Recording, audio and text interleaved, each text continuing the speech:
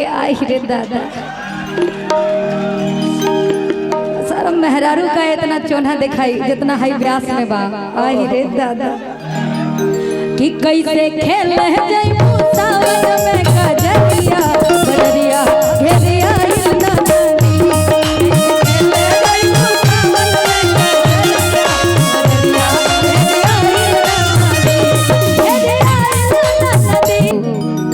बोली बोली बोली ए सखी बोलो सखी। हाय देखी ना हाय कितना देखा बारिश होखे वाला बा। तनी आज के बाद काल झूला झूल लेवे के। अच्छा। आज काहे एकदम अबताई बाड़ू। बारिशे में तो झूला झूले में अच्छा लगेला। आय दादा कि कैसे खेले जइबू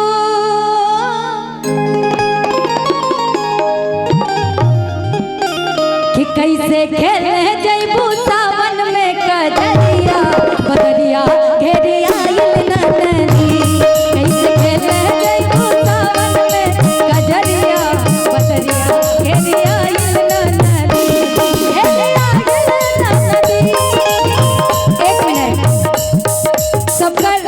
सबका डांस एक तरफ लेकिन हाई ब्यास एगो बात हम कहा तरह कहते हैं तोरा के कहीं कहीं अपन गुरु मानिला तो छोट बा हमरा से उम्र में ये सच्चाई बा लेकिन तहरा संगीत खातिर तो हर पैर हम छुईला।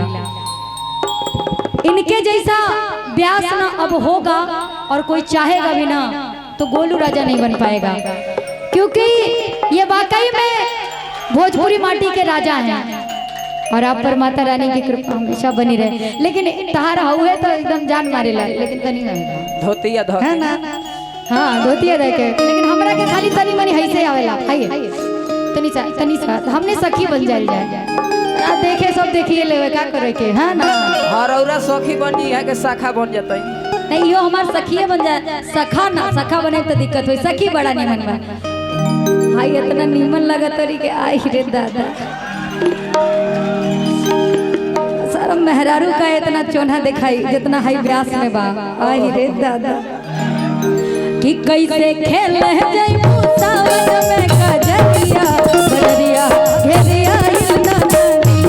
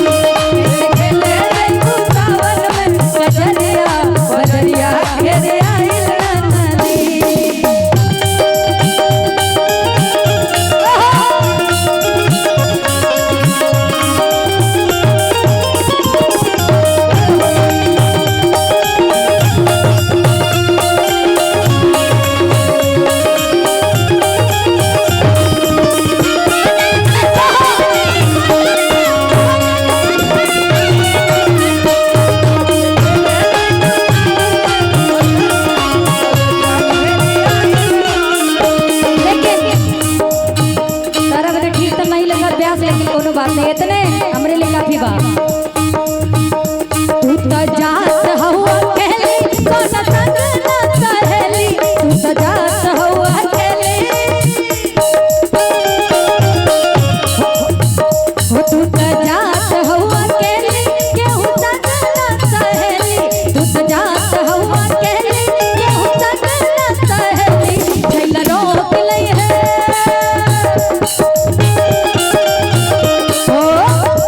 छैला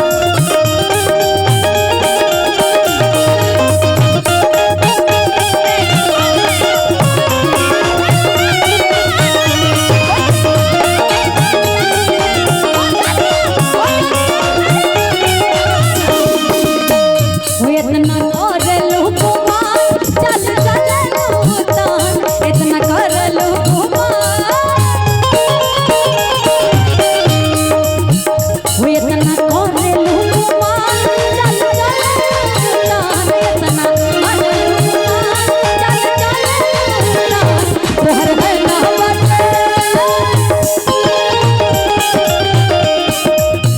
हो तोहर नैना बटे चुलो में कटरिया बदरिया घेरिया नन्नदी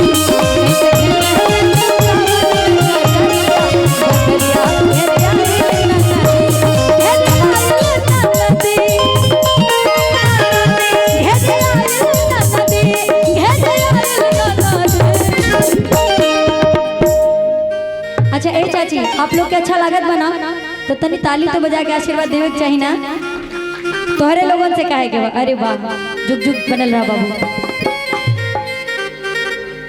कि कैसे खेल जइबू सावन में कजरिया लेकिन ए ब्यास एगो भाव और बा पता का के बिरन भैया रोहे चाहे जाए हो असवनवा में ना जइबो ना नदी कि ना जइबो ना नदी हो अरे ना जइबो ना नदी का तरी सावन के महीना बा हम तारा संगे झूला झूलो का जरूरत बा अपना भैया के संगे जाके अपने नैहर में जितना मजा सावन में ससुराल में आवेला उतना नैहरे नहीं लेकिन कहा तरी के बिरन भैया रोहे चाहे जाय हो सवनवा में ना जइबो ना बिरन भैया रोहे चाहे जाय हो सवनवा में ना जइबो ना नदी ना जइबो ना नदी हो ना जइबो ना नदी ना जइबो ना नदी हो ना जइबो ना नदी बिरन भैया रोहे चाहे जाय हो सवनवा में ना जइबो ना नदी भैया रोहे चाहे जाय हो सवनवा में ना जइबो ना नदी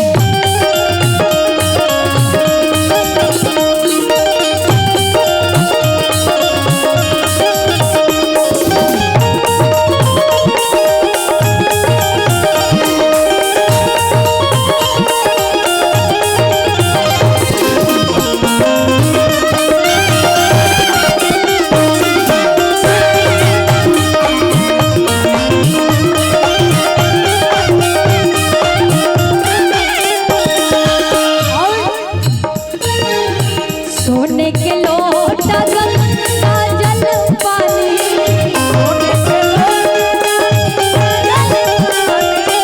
सोने के लोटा गंगा जल पानी सोने के लोटा गंगा जल पानी लेकिन कहाँ तरी चाहे भैया घोटे चाहे जाए हो चाहे भैया पिए चाहे जाए हो सवनवा में चाहे भैया पिए चाहे जाए हो सवनवा में ना जइबो ना नदी ना जइबो ना नदी हो ना जइबो ना नदी ना जइबो ना नदी हो ना जइबो ना नदी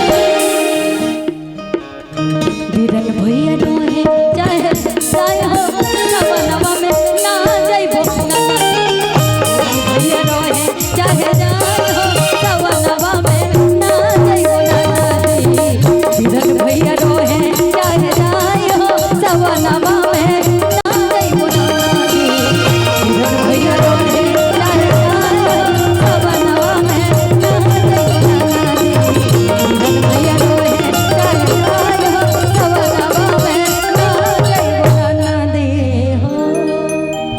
और अच्छा लगा हो तो आशीर्वाद स्वरूप तालियां बजा दीजिए।